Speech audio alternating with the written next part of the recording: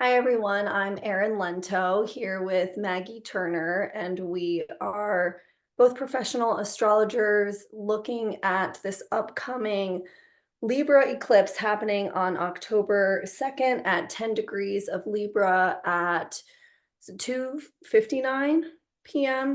2:49 p.m. 2:49 p.m. That's Eastern time, so just for your time zone. And I'm going to go ahead and pull up the chart for this eclipse. In our last video, we talked about what an eclipse means. Maybe we'll just do a little overview of that again. So for this particular eclipse, the solar eclipse always happens on a new moon when the moon and the sun are in the same position in the sky. What makes an eclipse versus a regular new moon is that the sun and the moon are both close to one of the lunar nodes, which is a mathematical point where the ecliptic of the sun, the path of the sun and the path of the moon line up, so that from our vantage point at Earth, they are in some form of alignment depending on the type of eclipse. It could be just offset a little bit to, total where they're dead on. Does that make Mhm. sense? Yes, and the focus point of this eclipse will be the South Node. They aren't conjunct exactly, but the South Node will be at 6 degrees. The eclipse is happening at 10 degrees. So it's an annular solar eclipse. And it's different from a total one because you'll still see that like ring of fire, is what I want to call it. Where the sun kind of, the moon doesn't completely cover the sun, but there's like that outline around it, um, which I can see could be like super scary for some people, like especially in ancient times when there was like literally a ring of fire in the sky, right? So It might be a little alarming. yeah, right. Um, so And you yeah, can this eclipse, South Node eclipse. Sorry, go on. And you can see, I was just going to point out that you can see, I pulled up the chart now, that the south node is right up there, like Maggie said, at 6 degrees. And then you see the sun and the moon both conjunct at 10 degrees at the time of the eclipse. So they're never, it's not exactly on the node, but it's close enough that it still makes an eclipse. And this is the second eclipse of this particular eclipse cycle. We had the first lunar eclipse in the sign of Pisces back on September 17th. And now this will close out this particular eclipse season, which officially will end at the next lunation after this, at the next full moon. So we'll still Yeah. be in the energy of the eclipse for another few weeks after this. And this is also the last Libra eclipse we'll see. We will see one more Aries eclipse, but for now, this is sort of like, because it's a South Node eclipse, I know it's a new moon, but it seems like it's a final release or a final chance to release, which is South Node stuff, like the past, something we've become too comfortable in or complacent in, so that a new beginning can start. So again, there's that energy of like, I know an ending needs to happen, but because it's eclipsy, it's obscured out of view. It's a little mysterious. I'm not sure what it is yet. I have inklings. I have thoughts about what I need to let go of and clear out, but can I do it yet? Sort of thing. It feels very much like, because it's Libra, a little indecisive, a little, I want to sit on the fence. I don't want to cause conflict.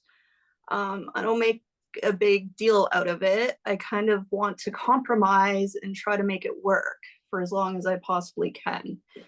Um, and those things are really going to probably show up in a relationship. And that can be any relationship. It doesn't have to be like a marriage. It could be your best friend. It could be your grandma. It could be your dog, lots of different, it can be a working relationship. It could be like a housing issue, something like that, right? Yeah, any type of relationship. But I do think that you're spot on in that there's this little bit of a dichotomy in the energy that's been going on in terms of new beginnings, but also letting go and dealing with the past first. Like that something has to be shed in order to then step forward and grow, but we're not quite there yet. So a little bit of Mhm. like, it's very Libra. It's a little indecisive and confused, the energy. Yeah, still not quite there to the point of final decision. A lot of things to weigh out and take into consideration. And it's sort of like the planning stage of like, I know it's almost like I know I need to stop doing whatever it is that's like not serving me. But I'm making an escape plan. Like I'm still figuring it all out in my head, sort of thing. So I think an important aspect to this eclipse is the fact that we'll have a Mercury cazimi on September 30th, which I believe is the Monday before the eclipse. And that's always so at the moment of the eclipse, Mercury won't be cazimi. It'll be there, but it's combust, and it's hard to think clearly or understand things, or there'll be miscommunications. It's sort of like Mercury retrograde in the fact that we can't kind of formulate, or the thinking process isn't clear. So that cazimi right before the eclipse will definitely be like a or an epiphany or a light bulb moment where it's like I see things clearly. So that could show up as like a message, or somebody says something, or like social media, that kind of stuff, right? And let's just explain what a cazimi is in case Oh, people aren't aware. So, whenever a planet gets very close to the sun, in astrology, it can be considered, depending on how close it is, it can be considered under the beams or combust. And in those times, it's kind of like that planet becomes invisible because it's so close to the sun that the sun burns it up. right. The light is so bright that it overshines the light of the planet. And then functionally, the planet can't perform its, job or It's duties. objectives, yeah, as easily. So having a planet combust comes with some challenges. And during this eclipse, Mercury is combust. It's at 11 degrees, the sun is at 10. So it's really not operating optimally. But there's a moment when the planet in question that's conjunct the sun comes to an exact conjunction, and the degree to which it's considered cazimi, which means in the heart of the sun, is up for debate astrologically. Some astrologers say it's within 16 minutes, and others say it can be within the same degree. Either way, when the planet goes cazimi and is in the heart of the sun, it's like this moment of clarity or epiphany, or where it's like a jewel in the center of the light of the sun, right? Where it just lights up and can do its job in a more effective way in that time. Mhm. But then it moves right back into being combust and then under the beams before it Yeah. disintegrates. It's So like when you're in brain fog and then something happens, like you see something or it reminds you of something, you go, oh, I know what it is. And then it's like you figured out the problem. yeah, And like then an all of a sudden aha it's moment, still right? like, oh, okay, I still have to think this through because But it's then it's just gone. not formulating properly, or other people aren't understanding what you saw. So it takes some time still for it to all come to light. And that's a big thing about this. It's an eclipse, right? So it is sort of like the shadow side of Libra, the shadow side of Mercury, the shadow side of the moon. Black moon Lilith is there at 10 degrees, and she is literally the dark side of the moon. So there is a lot of shadow aspects coming up. in this eclipse for sure. So it would be important then to pay attention on Monday, that Mercury cazimi takes place at 5:09 p.m. Eastern time. So pay attention then to anything that comes up around that time. It could even be a thought that maybe you wouldn't otherwise attach to, but it could be a key piece to what happens during this eclipse. So just keep aware of, be Hmm. mindful of that time. And then we'll move into the eclipse here. So let's talk a little bit about that presence of Black Moon Lilith, because I do think that that is really important and ties in a lot of what we talked about for the last Pisces eclipse when we were talking about the dark feminine and these aspects that have been happening, especially with Venus and Mars, the benefics, the malefics over the past few months, and that um, masculine and feminine kind of undertones. Right, So, right. She seems to take on a more masculine stance when it comes to relationships.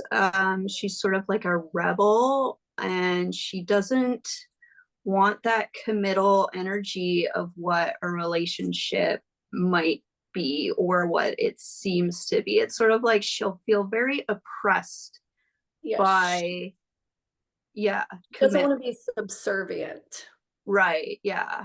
to a man. Um, and that's what, it's crazy because Libra is so much about like, I need to keep the peace, you know, like we need to stay in balance. But is that just us making sure that the peace is there because we don't want the conflict and maybe the other person is okay with that? But like, are we really deep down inside okay with just like forgoing our needs and wants and whatever it is just to make the other person okay in the relationship, right?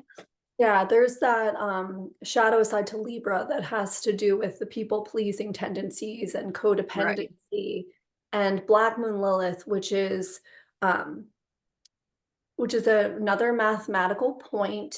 It's the lunar apogee, so it's the point in the moon's orbit, an ecliptic, where the moon is the furthest away from Earth, kind of in a position of exile or outcast. Yeah. And So that's her story, right? She was sort of outcast or exiled from apparently the Garden of Eden because she didn't want self-imposed. to comply.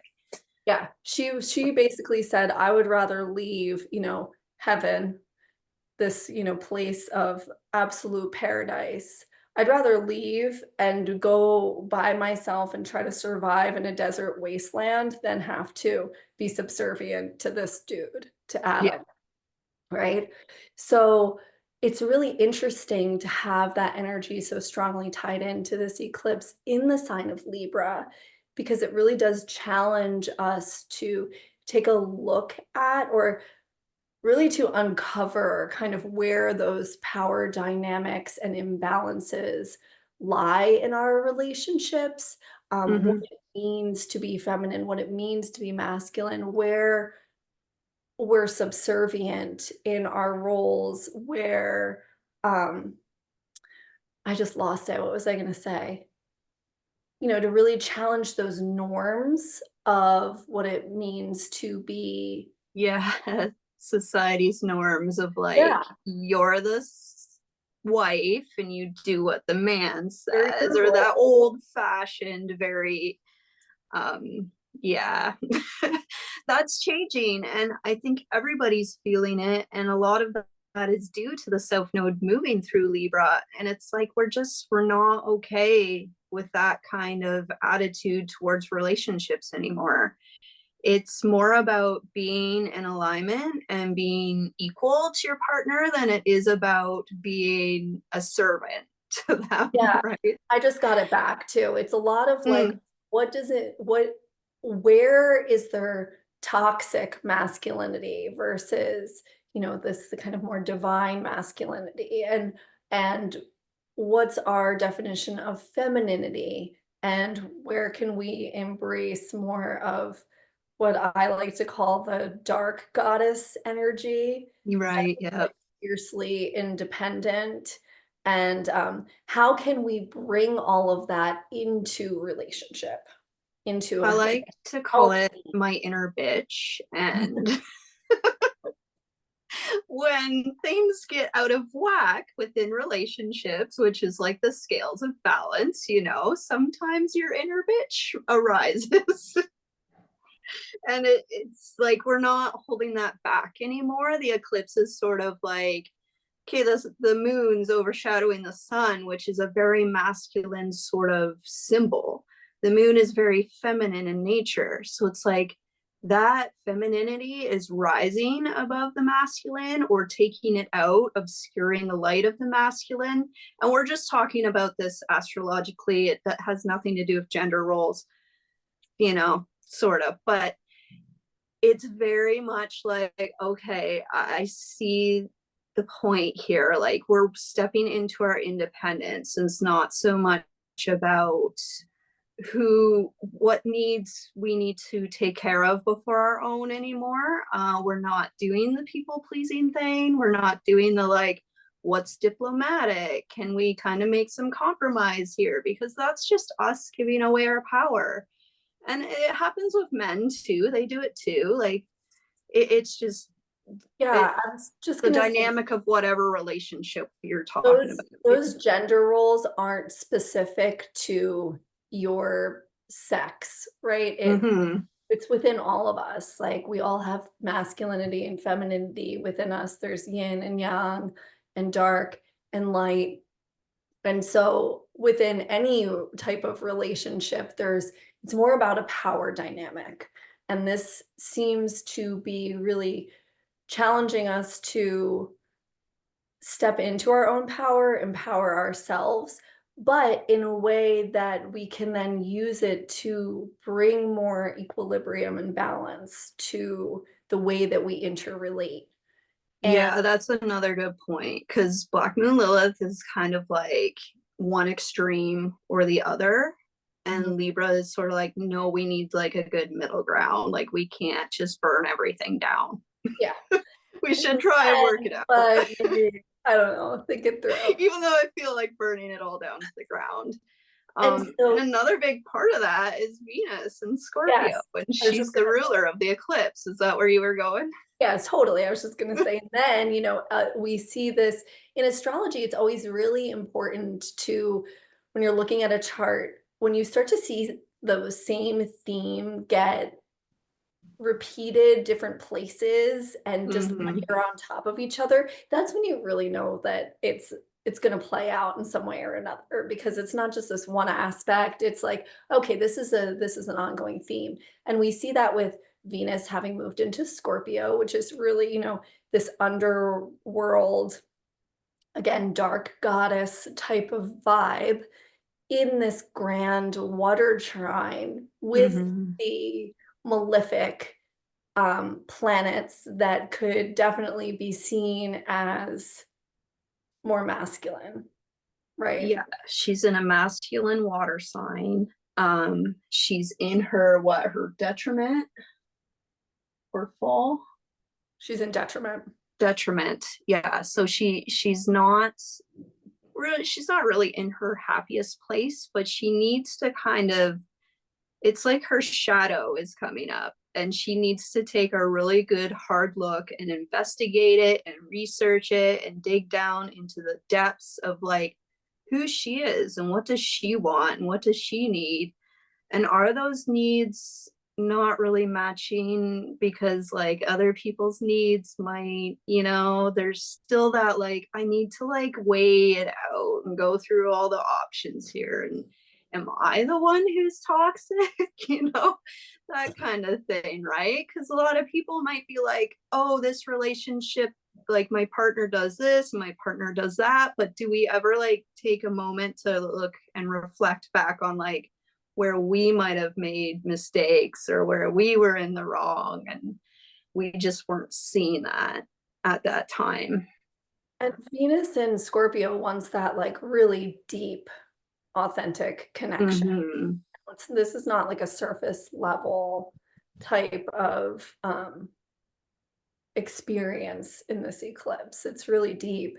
And then in trine to Saturn and Pisces that we've been dealing with for, I'm not sure, over a year now, um, this has so much to do with emotional boundaries, right? And again, like what we allow and what we don't. And Hmm. then to Mars in Cancer, Mars and Saturn doesn't love to be in Pisces, and Mars definitely does not like to be in Cancer. So it's interesting this trine to kind of, I don't know, work with those energies. Yeah, it's like opening it all up. It's like Yeah, Pandora's box or something. Like it's all coming out. And yeah, we really need to feel, because these are water signs, or allow our feelings to come to the surface, because Venus, that Scorpio stuff, doesn't really like that vulnerable aspect of like, oh, I'm feeling this, you know?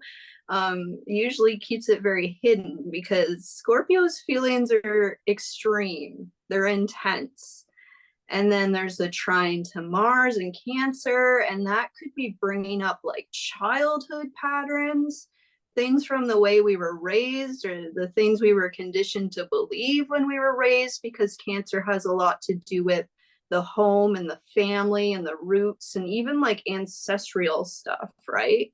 yeah, And then and the way we were Saturn's in nurtured. Pisces, and that's a whole other, not It, even gonna go there. I think Mars in Cancer is a lot of how we were nurtured too, and Yeah, very. so the other interesting thing that this reminds me of is that in conjunct with the sun and the moon to Saturn, Right. which is definitely can be some childhood stuff coming up there. Yeah, and that's interesting, because that won't actually come into play until after the eclipse. Like the moon will make an in conjunction to Saturn, and then the sun will make an in conjunction to Saturn, after these two meet. And it's sort of like a release point almost, about like certain responsibilities or obligations that like maybe we thought we had to take care of, or something along those lines. And it could be like our empathy, or how we show compassion. Again, how you said like we nurture and care for people, like how we were taught to do that versus how we do it today, sort of thing. Yeah, so in this chart, it's actually Mercury that's making that in conjunct to Saturn first, and like you Oh, said, okay. That then makes the sense. sun and the moon will also move on to do that. And so that does kind of challenge us to stop worrying about what other people think, to develop our sense of responsibility and come up with like this discipline and strength to stand up to the traditions that have oppressed us, which is The also traditional very stuff. Yeah, Black that's a Moon good point. Lilith, right? Mm-hmm. So even kind of maybe looking at those ideas of relationship balance and roles that we take on and where those came from, how we learned from our parents who learned from their parents, and to maybe sort out what is ours and what isn't. And maybe this kind of trine energy from Mars is the ability to sever that, right? Yeah, to let go. To let go of that and to change the dynamic of how we interrelate, kind of take our power back and say, like, no, we don't have to play by the rules that we observed growing up. And it Yeah. doesn't even have to be from parents. I mean, look at the way we're shaped by like just the content we consume. Like as children in my generation, every movie was like the princess waiting to be rescued by the prince, Hmm. right? Like, I'm glad that that has kind of faded from the storyline and the plot. We see a lot more complexity in kids' movies these days, dealing with, other things than fantasy and romance, but, like, how things like that have shaped our view of our relationships and what we expect and what makes us feel loved and connected, and kind of like, challenging that to realize what's ours and what we don't wanna subscribe to anymore. Yeah, it's so true. And it's like the authority aspect of like somebody's got to be in charge, or there has to be a role like where somebody's in the lead, or they make the decisions, or they tell me what to do, sort of thing. Saturn, very authoritative, right? So it's sort of like that's dissolving while it's in Pisces and while it's retrograde. So it is very much about like the dynamic is switching to the point of where we can feel equal within a relationship. We're not looking to somebody for the answers anymore. We're not looking to somebody to save us anymore, right? It's Yep, not for about ourselves. codependency, it's about equality. So Um, this is interesting that back in 2005, on October 3rd of 2005, there was another eclipse at 10 degrees of Libra. It was in a different Saros cycle than this eclipse is, and the theme of that eclipse was one of the themes was huge obstacles being removed at great speed. And I think that kind oh, of ties in here to, coming back to that degree point, um, yeah, which definitely.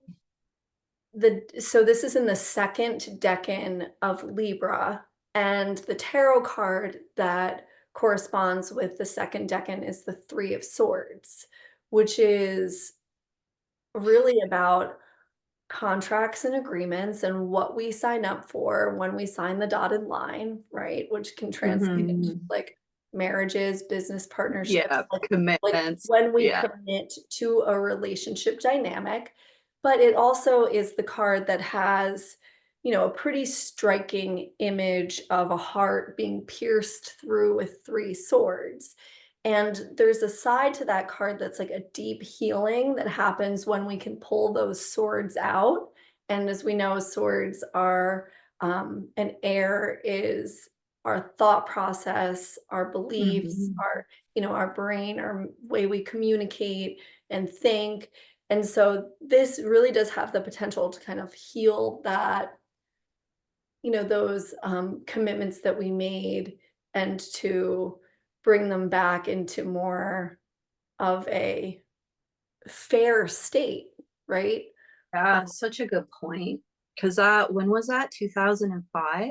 yeah, So that's a really good way to like kind of go back in time and be like, what was happening then in my life? And how is that dynamic replaying now that I'm like older and wiser and I know better and I've like had all this time to like experience stuff, right? And I think a really good part of that is the Mars moving through Cancer. Like this is not a transit that's just done and over with. It's going to last for the next 6 months due to Mars's retrograde. And then that 6 month point is when we have the Aries eclipse at 8 degrees of Aries, and it's a north node eclipse, and it's sort of in opposition to this degree at 10 degrees. It'll be sort of waking up what we saw around this time, or how we felt around this time. And then by next spring, it's almost like that's a catalyst to, all right, it's time to move forward with this stuff. yeah, Mars will be out of retrograde by then, and that retrograde for Mars will be a lot of like getting into the depths of, again, how was I raised? What was my childhood like? What's my family dynamic like? What are my roots like? How do I parent now because of that sort of thing? who do I nurture? How do I care for people? All that sort of stuff. And like you said before, Mars has the ability to sever or cut, and it does make me think of the Three of Swords in a heart. It's like I'm cutting that out of my life. I'm done with that kind of all that old stuff. And the South Node is like our past. It has a lot to do with the past. And there just happens to be a square between this eclipse with Mars, who is at the midpoint of Cancer today or during the eclipse. Yeah, so a couple of things with that. So one is that it is very interesting. That eclipse happens on March 29th of 2025 at 8 degrees of Aries, like Maggie said, directly across from the point of this eclipse. And then just a few weeks later, on April 18th, Mars moves out of Cancer, finally, with this retrograde cycle. So that's definitely seems very connected, and that seems like it would tie into maybe that eclipse portal closing. If yeah, because the second eclipse is before that in Virgo. And then there was one other thing I lost again because Mercury's in The, opposition to Neptune. yeah, we're having a hard time today because Mercury is opposite Neptune and it's hard to make. Also, Mercury is under the rays or the beams of the sun. So it's hard to make logical decisions and conclusions. But it's the square, I think, from Mars to the eclipse. Is that where I don't know. There I had was a some thought? other point I was going to make to what you had just said, and now it's gone, but it might come back. But I do think that that timing is really interesting. So we'll have to kind of see how all of that plays out and how these themes continue to Yeah, evolve through definitely. that retrograde.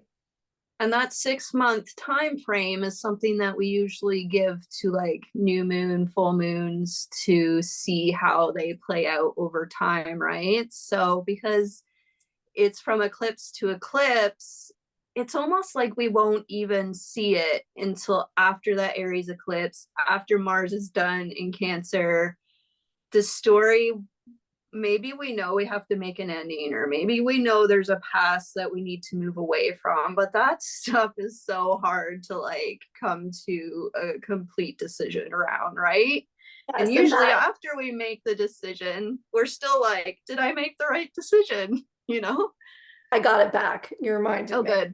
So the the thing about this, all of this ending and this kind of like new paradigm, let's say, in the way that we look at relationships and kind of these big themes that we're talking about with the astrology of this eclipse and this time right now does go back to that the theme of this Saros cycle, which we talked about last time, which is that there's kind of like a sadness or something, like that there's a loss, that there's Mm-hmm. it's not necessarily this feeling of like, oh, this is great, like to let this go, even though yes, it is great to bring things back into more balance. There could be kind of this feeling of like, but then who am I if I'm not playing this role? Right? Like if I'm not Right. participating in this dynamic in this way, like maybe a little bit of a loss of identity that comes Mm-hmm. up before we can fully step into, who we're becoming. I think that these particular eclipses kind of have this heaviness of finishing something and then being sad that it's over before we can then be excited about what's coming.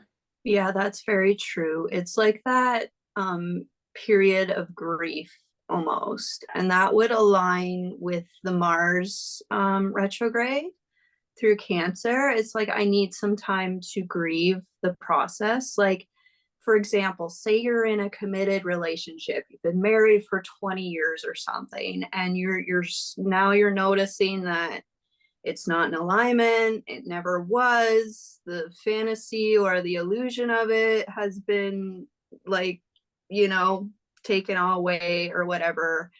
And it's time to end it. And this could be, we haven't mentioned this yet, but Libra does have to do with like legal matters. There could be divorce, there could be child custody, all that kind of stuff coming up. And that's a long process to go through. And it is a time where you make an ending, but it doesn't really kind of come full circle because you're still going through the process of who gets what, where does this go, the children, all that kind of stuff. And then it's like, did I make the right choice? Why do I feel so lost now? I thought this would be better. I thought the pastures were greener on the other side, right? It will come eventually, but we have to go through that process of like just letting it go, right? Yeah, and that ties back into what we were talking about at the beginning with this, this is a new beginning and a new moon, solar Mm-hmm. eclipse, but it doesn't really like come with that, yes, fresh start, right? It's a new cycle, but it's laden with things that still have to be worked out. And so it should be interesting just on a mundane level to see how many like relationships celebrities are breaking up or whatever, like pay Right. attention to that, to separations coming up around this time. It should be pretty. Yeah, definitely. And that could be like with a job or a career. It could be anything, right? It all depends. So look at where you have 10 degrees of Libra in your own birth chart. Look at where Venus is in Scorpio right now, and also 6 degrees because that's where the South Node is. So if you have like an angle or a placement at 6 degrees, you're really feeling that like, oh, my past is over or something like that. Like I need to release something, because the South Node is always an energy of decrease. I'm done with it. I learned all that I can, and it's time to kind of move on, sort of feeling, right? Yeah, but in a very unstable way, like that's why eclipse energy is so unpredictable and Mm-hmm. turbulent for people is because it's happening on the nodes, and the nodes are it's the head and the tail of the dragon. They go up and down. They are swinging us in different directions. And so, like I think we talked about in the last video, it's really kind of let go or be dragged through the eclipse portal. Like just Mm-hmm. It is an energy that's fated or predetermined for some point or some reason in our lives. And if we aren't okay with letting it go, it can flip your life upside down just because you're so complacent or used to this comfort zone, right? yeah, it should, this is my daughter's birthday, so this will be like her Mm-hmm. solar return chart. So, like, as you know, I've been like thinking about this eclipse for quite some time now. And What's gonna happen? And yeah, that's yeah, always a pivotal, like transformational, life year. turning, sorry, there's a fly, turning point Yeah. in somebody's life when they have an eclipse on their birthday. Yeah. It'll be interesting though to watch her year, see how it plays out. Yes. As an astrologer, you can My take case notes. study.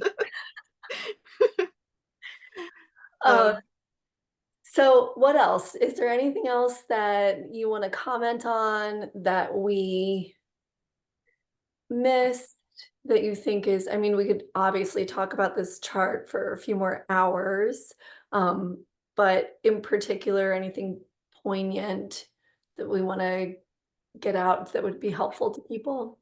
yeah, I think we talked about it all. There's a square from Mars, there's a grand water trine. We're really gonna have to, it seems like we're really going to have to listen to our feelings.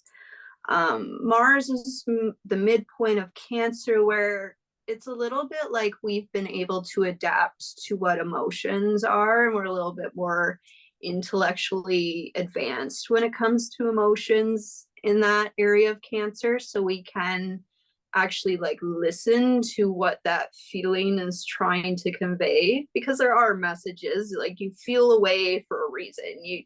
A lot of us like to pretend that's not what, I don't need to feel this right now. Or we get gaslit or something, that our feelings don't matter. But I think what's going to happen with this eclipse is feelings are going to be very much in the forefront. They're not going to be avoidable. We really have to look at it and dig deep into it. And what is that? Where's it coming from? And it probably is something that's been buried somewhere in the past, like somewhere deep down. It could be a very psychological eclipse, because it's all obscured, it's all out of sight. We feel this a lot inside of ourselves before it actually plays out in our lives, or it plays out in our lives so that we're forced to kind of dig deep inside and be like, what is that? Yeah, and um, this is the last eclipse with Pluto in Capricorn, which is really wrapping up that, however long it was, 17-year cycle of yeah. Pluto in Capricorn for everyone before that's it for our lifetime. The last time it'll be in that sign. And interesting that also in the last eclipse, we talked a lot about it being very emotional, Mm-hmm. that kind of energy level, and not being easy to process logically, with that it Mm-hmm. was Mercury in opposition to Saturn, and this time it's Mercury combust. So that's also interesting that again we see that same theme echoed out with it being a very emotional experience, and to let ourselves really feel that and process it rather than trying to make logical sense of it or compartmentalize it. Right. So that's a huge suggestion. Go with what your gut feeling and your instinct is telling you at this time, because there really isn't logic to be found or had. You can't second guess this. You can't you can dig down into the research with Venus there in Scorpio, but it is more about the depths of feeling instead of like paperwork. It's not going to be in a book. You can't search Google it's going to be something that you just really have to feel and sense for yourself. And what is your intuitive stuff telling you right now? And then the only other thing that kind of jumps out at me is this square from Pluto and Mars to Chiron, Mm, which is interesting because it seems like this could be a lot of this, some of this stuff for some people could be rooted in trauma. So there yep. might be some things. So always reach out for support if deep, buried, intense emotions are coming up. Seek the appropriate help to process that if that's your Uh, experience. that's a good thing to say, because a lot of people, when intense emotions like this hit, it's hard to find a way out of it. All we can see or feel is that emotion. And it might feel like complete chaos or the end of the world for some, but there's always a new beginning, right? This is just that really weird in between point of like, it has to end. If it doesn't end, then we'll just kind of stay stuck in this like repetitive pattern until we are able to make that decision to move on or move forward. um we can't look backwards, we can't go back in time, we can't go to the past, we can't change anything that happened. So we have to just kind of like embrace it in a way, embrace our shadows, that all that stuff happened for whatever reason.